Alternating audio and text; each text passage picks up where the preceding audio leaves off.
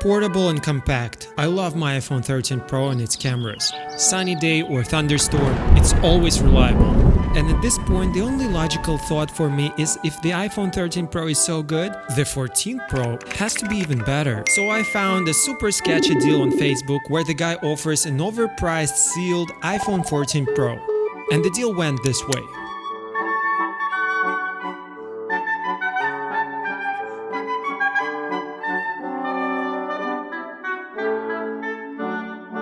Look, this is the 14 Pro and it looks exactly like the 13 Pro. Now let's get serious. When I put them side to side, I see no difference. The only hint that I know which one is which is the top bar. Apple calls it Dynamic Island. And after some use, it stands out in two scenarios for me. When I'm listening to music and one swipe, the waveform travels to Dynamic Island, and if you're waiting for a timer, it shows how much time is left. It does look cool, I got to admit. Now let's talk about the juicy part, the cameras. If you look at the camera app, there is a difference when using the 3x cameras, for example, and it's in cinematic mode.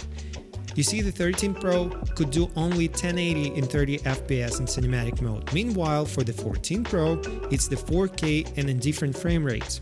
Now friends, to be honest, I'm not able to tell the difference between the 13 Pro in 1080 and the 14 Pro in 4K. To me, they look exactly the same.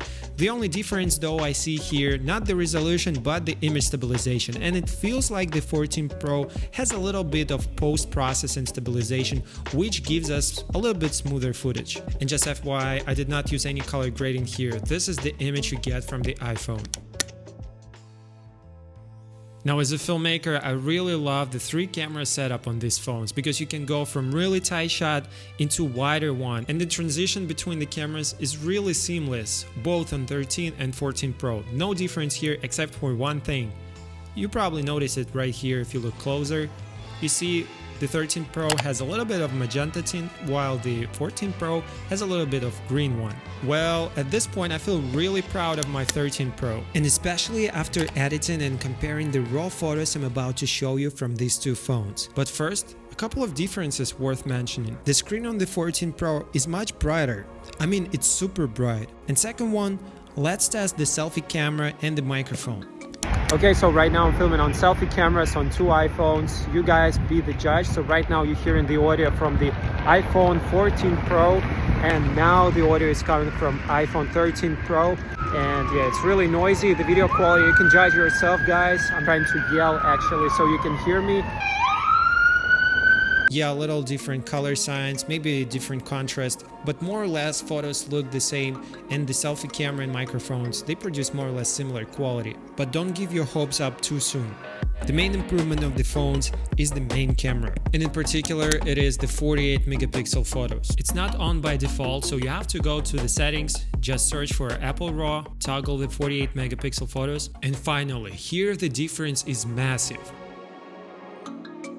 You can even see the difference on the phone screen if we zoom in, but it's better to watch it on the computer. And usually I edit photos and videos to some epic tunes, so let's play some music. This year I've teamed up with Epidemic Sound to bring you an exclusive discount on their music service. Get a 30-day free trial and an extra 2 months with 75% off by clicking my link down below. The discount is valid for the personal plan, and the offer will be available for 5 days only, so make sure not to miss out on this offer and the diverse music catalog of Epidemic Sound. Click the link in my description. Now back to the iPhones.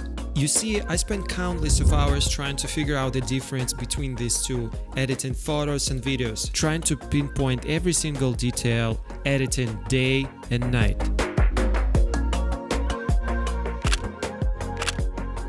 Yeah, it's gotta be bad for my eyesight. But now with ruined vision, I can proudly say the main difference of these phones is the main camera, and it's only available in 48 megapixel. Look, I can just zoom in at any part of the image and the details are really good. Now if we talk about the 13 Pro, the image is still good.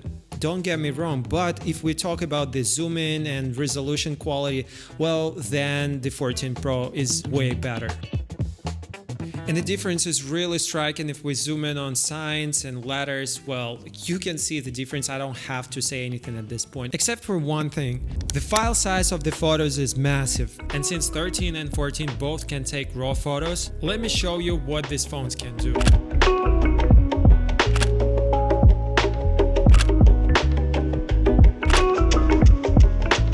location after location, I put these phones through their paces. And I applied the same settings to the both phones. And telling the truth, they both look amazing.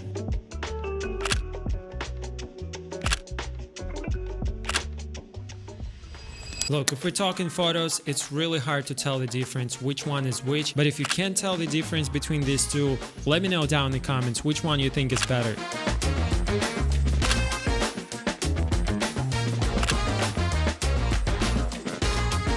And of course I wanted to test all the cameras at the same time, so let's start with wide angle lens. Do you see the difference? Now let's do the main camera. Both phones are shooting in stock app with auto settings. And now the zoom camera. In my opinion, no difference whatsoever. Now, is this phone worth it? Listen, I used the 7 Plus for almost 5 years and it worked well for me. So if your phone is older than iPhone 12, then yes, it is worth it. But for me, I'll still enjoy my 13 Pro for another 2-3 years. Alright guys, thank you so much for watching. Make sure to subscribe to my channel because I'm preparing the new test with the 14 Pro. You're gonna love it. Thank you.